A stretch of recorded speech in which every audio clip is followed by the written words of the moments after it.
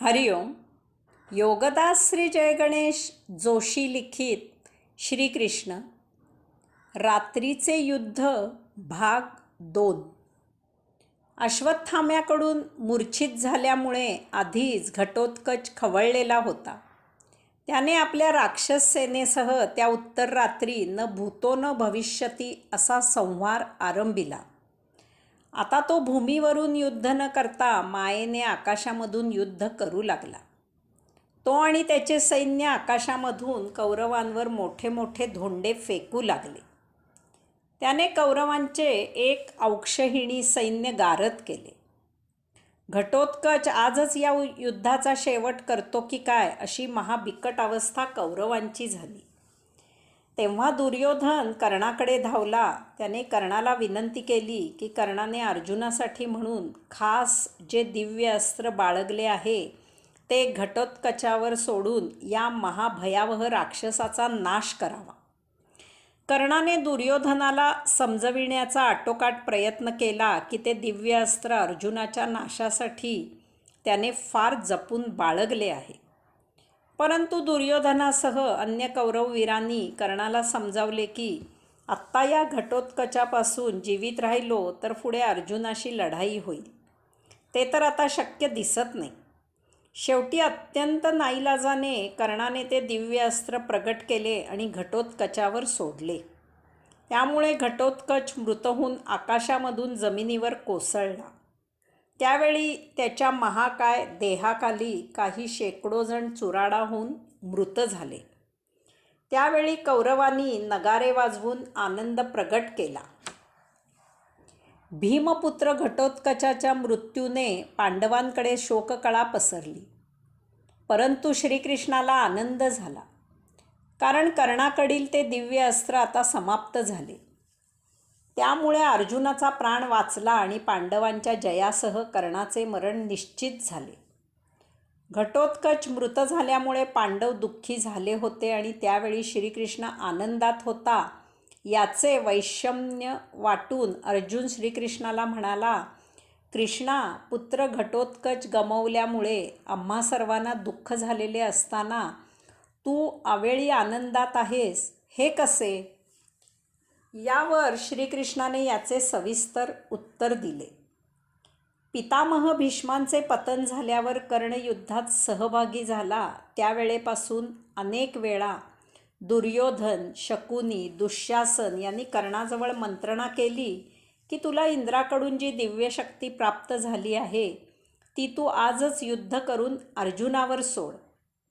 अर्जुनाचा नाश झाला की पांडवांकडे त्याच्यासारखा शस्त्र अस्त्र जाणणारा अन्य योद्धा नाही, किंवा तू ती दिव्यशक्ती कृष्णावर सोड, कारण पांडवांचा सल्लागार, युद्धाचे नियोजन करणारा, त्यांचा मूळ आधारस्तंभ, त्यांची प्रेरणा इत्यादी सर्व काही कृष्ण आहे.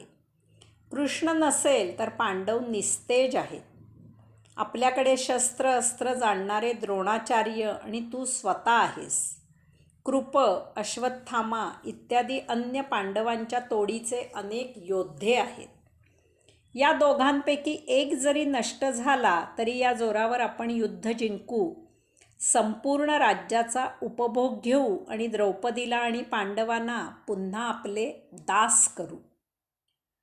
कर्णाकडील ती दिव्यशक्ती खरोखरच महाभयावह होती. त्यापासून तुझा किंवा माझा स्वतःचा बचाव कसा करायचा या विचाराने मी रात्रंदिवस त्रस्त झालेला होतो. कर्णाकडील या दिव्यशक्तीमुळे तू कर्णाशी युद्ध करायला अनेक प्रसंगी फार उद्युक्त झालेला असताना तुला मी मुद्दामच तसे करू दिले नाही. याचे नियोजन मी फार पूर्वीपासून केले होते. मुद्दामहून युद्धाआधी मी कंस, जरासंध, शिशुपाल यांचा वध घडविला. तसेच एकलव्याचा अंगठा द्रोणाकडून कापून घेतला. आज जर हे कोणी जीवित असते तर ते निश्चितच कौरवांकडून पांडवांच्या विरुद्ध लढायला आले असते. तसे झाले असते तर हे युद्ध जिंकणे कितपत शक्य झाले असते ते सांगता येणार नाही. कर्ण महादानशूर आहे याचा फायदा घेऊन त्याची कवचकुंडले इंद्राकडून ब्राह्मण वेश परिधान करून काढून घेतली. कर्णाने ती दिव्यशक्ती पांडवांसाठी वापरू नये म्हणून प्रथम हस्तिनापुरी शिष्टाई करायला गेलो असताना आणि दुसऱ्यांदा प्रत्यक्ष युद्धभूमीवर पहिल्याच दिवशी मी त्याच्याशी काही गुप्त मंत्रणा केली.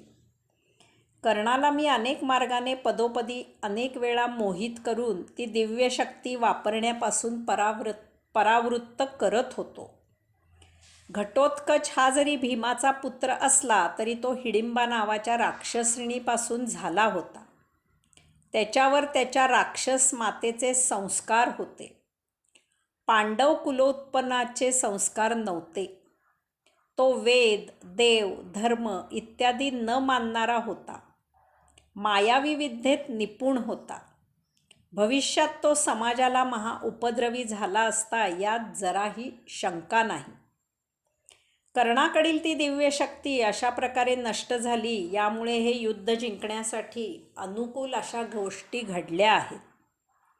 अशा प्रकारे सर्व विचार करता आपण घटोत्कचाचा वध झाला याचे दुःख न मानता सांप्रत जे युद्ध आपल्यापुढे आहे त्यावर लक्ष केंद्रित करावे ते उत्तम. श्रीकृष्णाचे ते हितावह असे बोल ऐकून पांडवांनी डोळे पुसले. शोक आवरला. तिकडे महारणसंग्राम सुरू झाला होता. यास्तव पांडवांनी कवचे परिधान केली. अस्त्रशस्त्र घेऊन सज्ज होऊन ते समरांगणी निघून गेले. त्या उत्तर रात्री महाधमासान धुमश्य चक्री झाली. भीम, युधिष्ठिर, अर्जुन, सात्यकी, दुष्टदुम्न इत्यादी सर्वांनी महापराक्रम केला. याचप्रमाणे द्रोण, कर्ण, कृप, अश्वत्थामा इत्यादी सर्वांनी महापराक्रम गाजविला. तथापि द्रोणाने सर्वांना हतबल केले. त्याला आवरायला कोणीही शक्य होत नव्हते. त्याने पांडवांचा महासंहार सुरू केला होता. त्याच वेळी तिकडे सूर्यकिरणे भूमीवर पसरली होती. हरिओम.